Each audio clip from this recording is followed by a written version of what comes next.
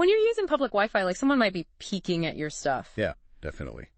Today's deep dive is all about locking down your connection because we're talking Wi-Fi security, specifically WPA2 versus WPA3. And it's more relevant than ever because, believe it or not, nearly half of all Wi-Fi networks out there are still vulnerable to something called the K-Sheik attack. Okay, K-Sheik attack sounds pretty serious. Lay it on me. So back in 2017, this vulnerability in WPA2, it was discovered. And it basically meant hackers could potentially slip in, between your device and the Wi-Fi network, snooping on everything you're doing. Passwords, credit card details, the works. Ouch. So even if I thought I was safe on my home network using WPA2, this K-Sheik could have totally blown my cover. Exactly. It was a pretty big wake-up call about the importance of strong Wi-Fi security and having the latest safeguards in place. So where does WPA3 come into all of this?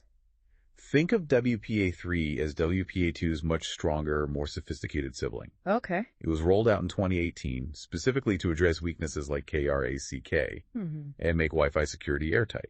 Okay, so stronger security is obviously good, but what's the real difference here? Like, how much more secure are we talking? One of the biggest changes is in the encryption strength. WPA2 uses what's called 128-bit encryption, which at the time was considered very secure. Right. But WPA3, for enterprise networks, uses 192-bit encryption. Okay. Which is like trying to break through a bank vault door versus a garden fence. Yeah. It's exponentially stronger. Okay, that's a serious upgrade. But you said enterprise networks. What about us regular folks with home Wi-Fi? Good point. For home networks, WPA3 utilizes something called simultaneous authentication of equals, or SAB.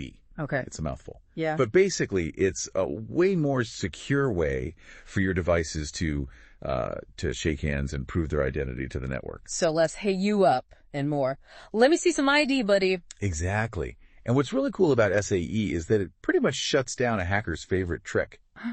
Brute force attack. Brute force. That's where they just keep throwing passwords at it until something sticks, right? Exactly. Yeah. With WPA2, a hacker could steal bits of your network traffic. Right. And then try to crack your password offline, just like trying thousands of combinations until they get lucky. So it's like trying to pick a physical lock you can keep at it from the comfort of your own hideout. Exactly. But WPA3 with SAE is like having that lock change every time someone tries a key. Wow. Each guess has to happen live, in real time. Right. Which slows the whole process down to a snail's pace. That's brilliant. But let's say, worst case scenario, someone does manage to snag my Wi-Fi password down the line. Are we talking total compromise here? That's where another WPA3 superpower comes in. Sure. Forward secrecy.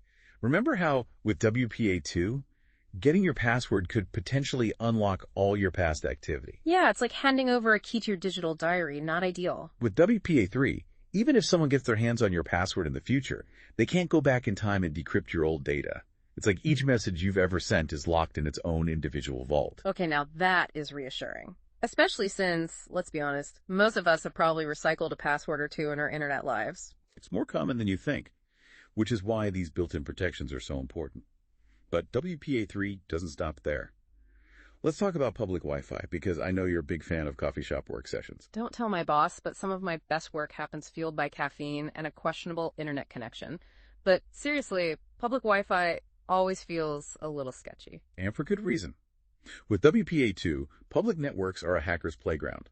They can easily launch what's called a man-in-the-middle attack, basically inserting themselves between you and the websites you're visiting. So it's like having a private conversation in a crowded room, except someone is secretly listening in and taking notes. Precisely. But WPA3 introduces this game changer called opportunistic wireless encryption, or OWE. It essentially creates a secret code between your device and the Wi-Fi router, scrambling your data so even if someone intercepts it, it's just gibberish. So it's like having that same conversation, but this time you and the other person are speaking fluent Klingon. Nobody else can understand a word. You got it.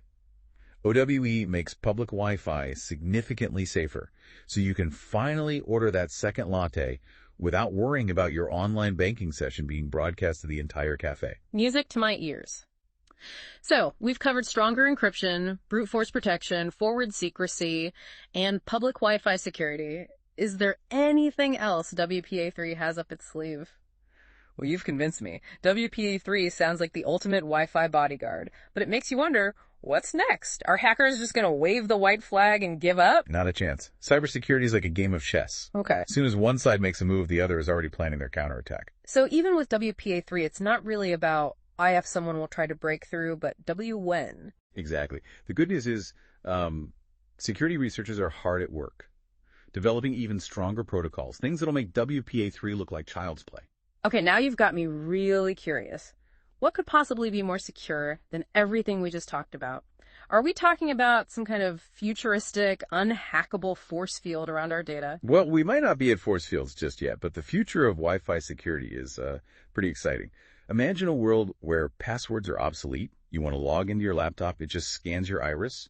Want to access your bank account, your phone verifies your heartbeat. Okay, that does sound kind of sci-fi, but also incredibly cool. But is that really possible? I mean, what about those fingerprint scanners on phones? Those get fooled all the time in spy movies. Those are valid concerns, but the technology is advancing rapidly. We're talking about multi-factor biometric authentication, where it's not just one identifier, but a combination of unique biological markers that would be near impossible to replicate. So even if someone did manage to fake your fingerprint, they'd also need your voice, your retinal scan, and maybe even a sample of your DNA. That's reassuringly complex. Exactly. And then there's the whole realm of quantum computing, which could revolutionize cryptography as we know it. Wow. We're talking about encryption keys so complex they'd be virtually unbreakable, even with incredibly powerful computers. Okay, I'll admit, you've officially blown my mind now. This is some next level stuff. It is, and that's the point. Technology is always evolving, and so are the ways we protect ourselves. What's important is that we stay informed, keep our software updated, and maybe start brushing up on our Klingon.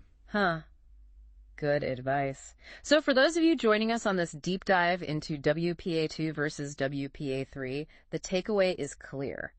If you haven't already, make the switch to WPA3. It's like leveling up your Wi-Fi security.